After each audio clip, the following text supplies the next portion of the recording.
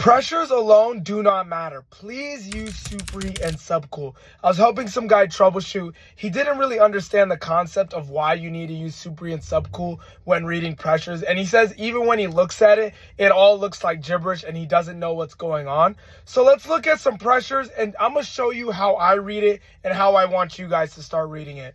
So to go as slow as possible, we're going to look at this system right here. It looks like it's a reach-in 404 box. Let's say we hook up our gauges. We have 333 PSI on the high side, 70 on the low side. With 404, we had to use a PT chart to convert those numbers right there into temperatures. After you convert it into temperatures, you should get these numbers from that pressure. That is going to be your saturation temperature. The 125 is going to be the saturation temperature of your high side. The 30 is going to be the saturation temperature of your low side. Now we don't even have to look at the pressure.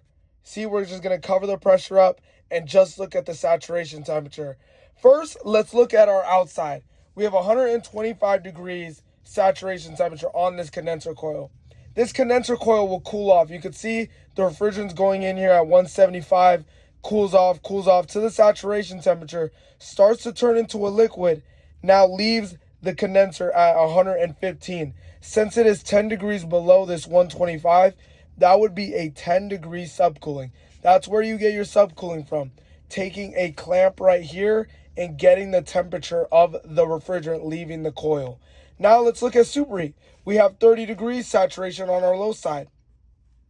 That means this coil will start to boil off once the temperature gets above 40 degrees. So if we have 50-degree air hitting this coil, it's going to start boiling off this refrigerant because this is warmer than the saturation temperature. Now we measure the refrigerant leaving the evaporator is 40 degrees. That is 10 degrees above this number. So you would call that a 10-degree Supreheat.